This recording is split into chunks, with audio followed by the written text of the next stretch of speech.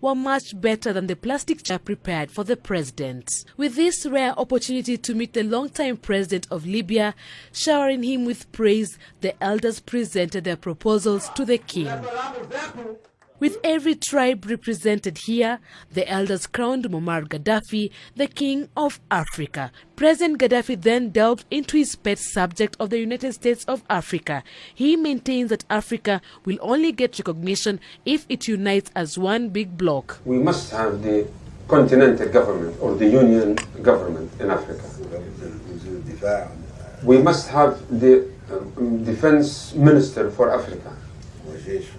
We must have one African army to defend Africa. He, however, blamed politicians for not playing a vital role in development and citing them as the biggest stumbling block to a united Africa.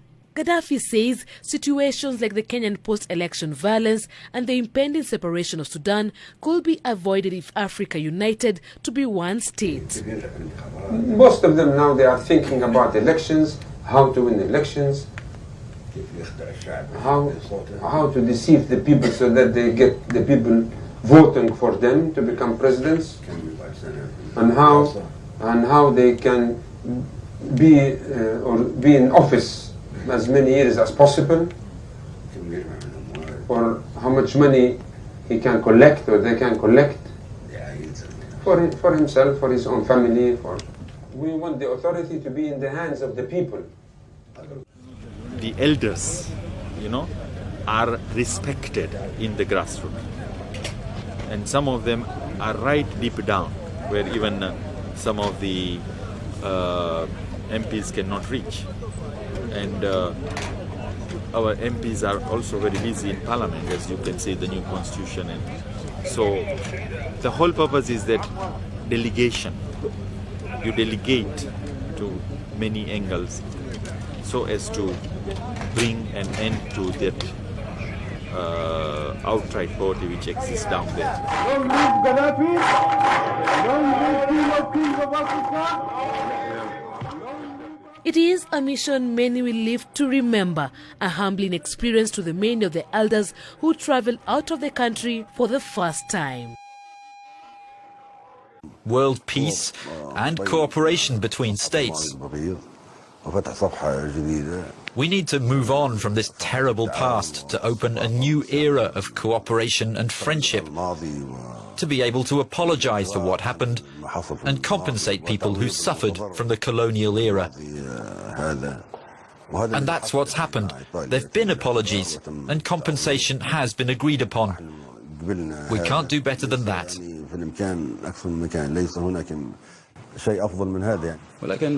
But we noticed from your visit to Italy that you had attached to your lapel the photo of Omar al-Mokhtar, the Libyan national hero who was executed by Italian colonial authorities.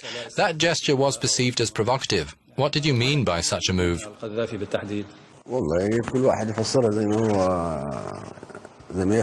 That's for people to interpret as they wish. In Rome, journalists asked the same question. And I replied by saying, "And why do you wear the cross?"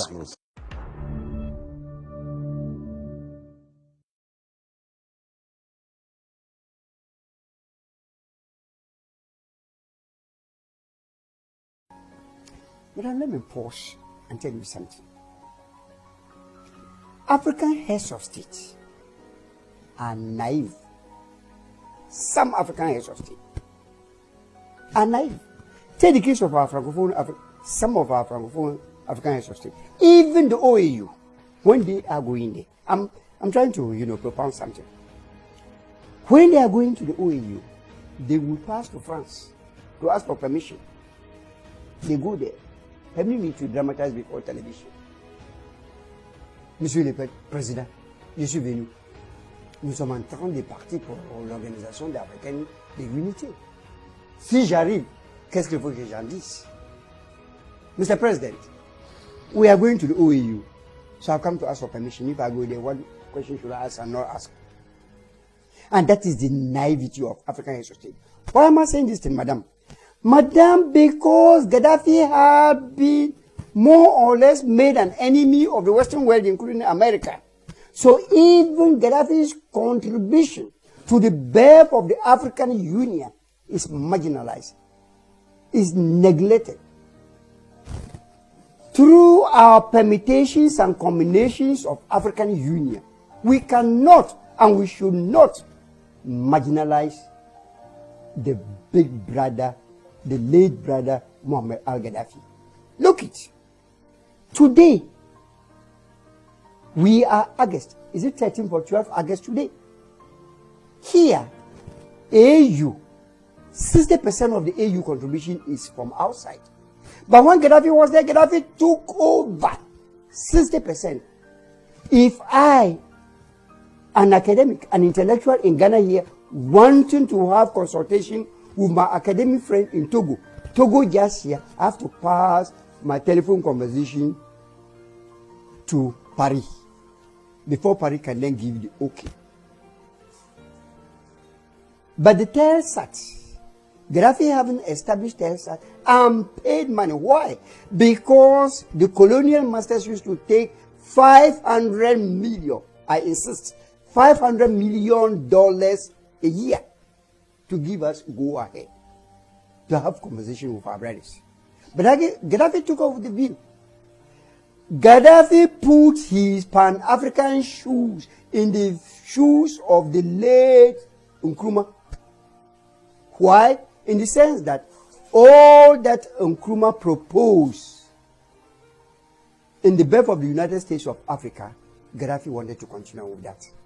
And indeed, if Gaddafi had succeeded in doing that, France alone would have lost revenue. So, madam, that is the situation. Why we cannot forget, Muammar Gaddafi. And then,